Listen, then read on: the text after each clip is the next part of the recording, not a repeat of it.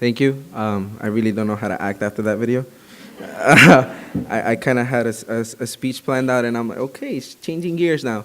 Um, Thank you to the MacArthur Foundation and CJJ for just nominating for the award and for giving me this award, this recognition.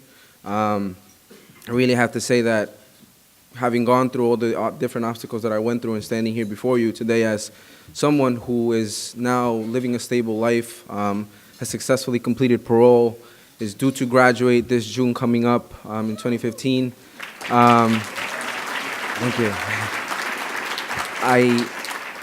I bring, again, my perspective and my life story with all of you, or I share it with all of you, again, because I see the impact that it can have not only on your individual perspectives on young people, but also because we, the young people, because I still am a young person, have a lot to say, and the idea being that we have a lot of innovative things to say about changing, the system, what areas need to be focused on, what change needs to be made immediately, and that's something that I've really prioritized in doing with my own story and through the stories of my peers, and making sure that everybody who's doing this work, at the system level, foundations, coalitions, even activists in the community, that we remember that we need to work with our young people, because those are the people who are aware of what's going on a daily basis, because they live through the struggle on a daily basis.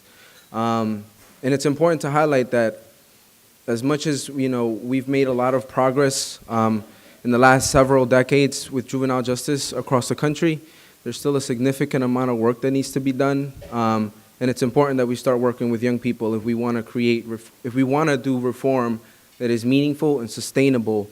Because if we continue to make policies, programs, and initiatives without the inclusion of young people at the table, developing these programs and actually implementing these programs, we're missing out on a huge piece that is going to make this work much more meaningful and sustainable. And so again, I just want to highlight that systems have a hard time acknowledging their mistakes just as much as we, young people, when we go through the system, we have a hard time acknowledging our mistakes.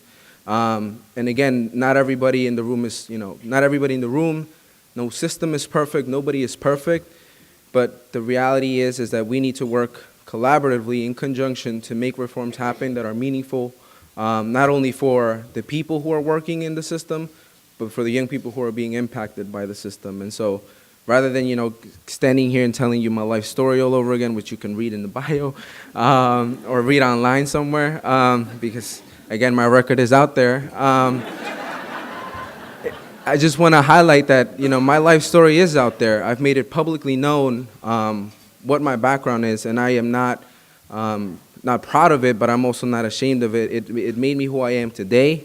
The struggles that I went through have made me the person, that's this passionate person who's pushing for reforms, who's like constantly at the table, making people uncomfortable when I ask certain questions, because as someone said in one of the previous discussions, making people uncomfortable, that's what we young people know how to do best. We're not focused on I'm not focused entirely always on the politics. I'm not always focused on the money aspect of it. I'm interested always in the human capital, the young people, my peers, my friends, the people that I've seen come out of the system with me and are now back in the system because we still have not done a great job at helping everyone. And I just want to bring in that as someone who committed a serious offense, we need to have that particular discussion sometime like now. Because again, we continue to leave that population out, and I fall under that population. So when I'm in a room, we're talking about status offenses, misdemeanors. Yes, 90% almost around the country is particularly just misdemeanors, but serious offenses. We have young people who commit serious offenses who are trickling into the adult system. I was going to be one of those young people. I got lucky, and I'm getting an award today because I got lucky.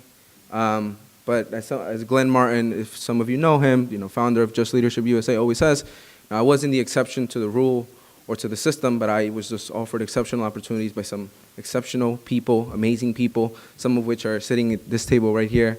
And so I want to really thank all of you and those who are not in this room for all the support and for just believing in me, and again, not losing hope in our young people Because when we lose hope in our young people, we're really losing hope on the future generation of this country. So thank you again, everyone.